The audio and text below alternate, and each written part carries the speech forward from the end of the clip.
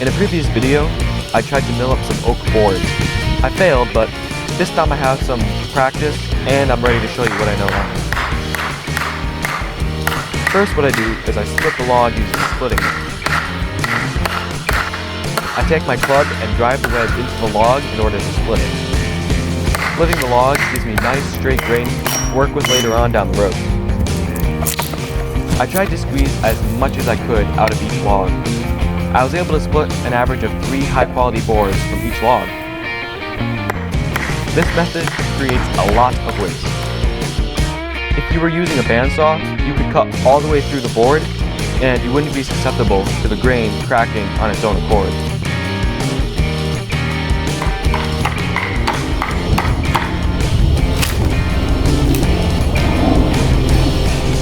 I soon realized I had a sledgehammer to help with the splitting. The club just doesn't have enough mass behind it. The sledge does.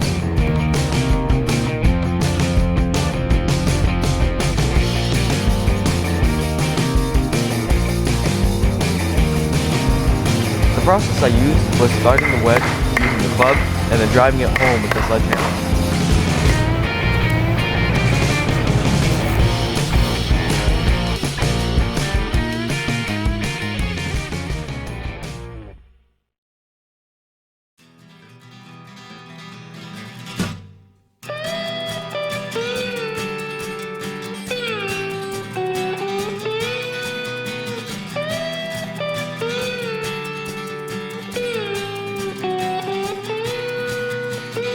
I made 2 piles of wood, splits that were good for turning into boards and splits that were not. The ones that weren't will become fuel for my pizza oven.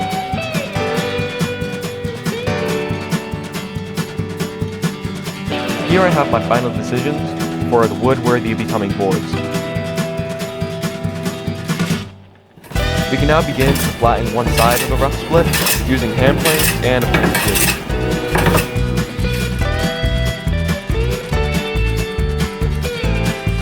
The piece on the board right now is the widest board I've split.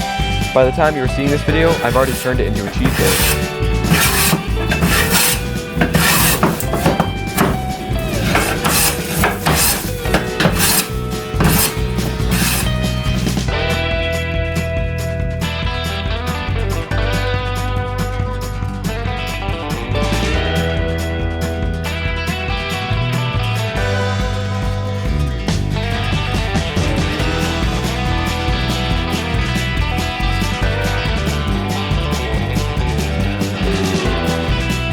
Some of the splits I had to flatten in my bench vise. The angle that the log was split at made it very difficult to use with plane and jig.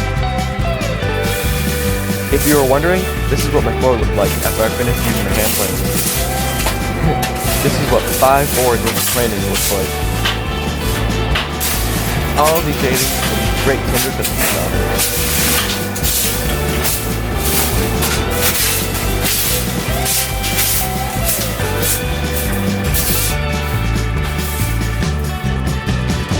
I'll save them by putting them in a big bag. There were so many shavings.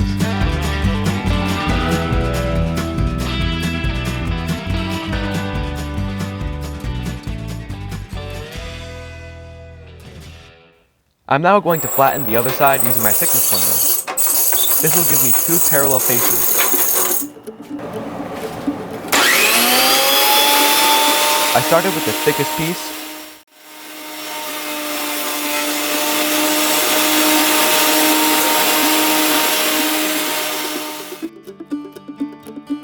I put a panel of plywood over there to stop the planer chips from getting in my shelving. With each pass of the log, I lowered the cutting head by 1 twist of the handle. I kept doing this until each of the boards had 2 flat and parallel faces. Before I realized I could use the planer like this, I would flatten whole boards all by hand using hand planes. There's a video where you can see me do that up in the corner.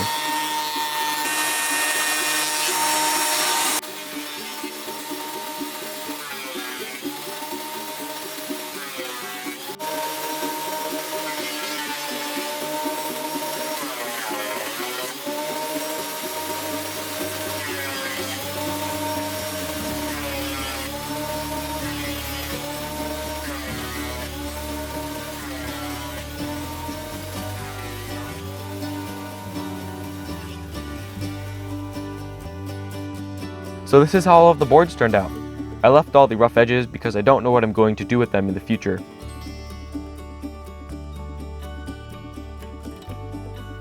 I will clean up and square up the edges once I figure out what I want to do with them.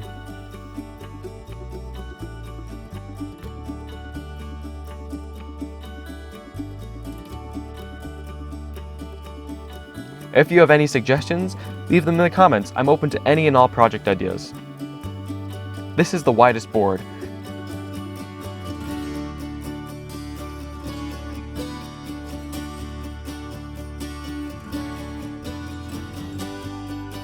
You can see the design of the cheese board I made. I left the live edge from the bark on it. It's something different from anything I've ever done before. I'm excited to see what we do with these boards, and I hope you stick around to see it.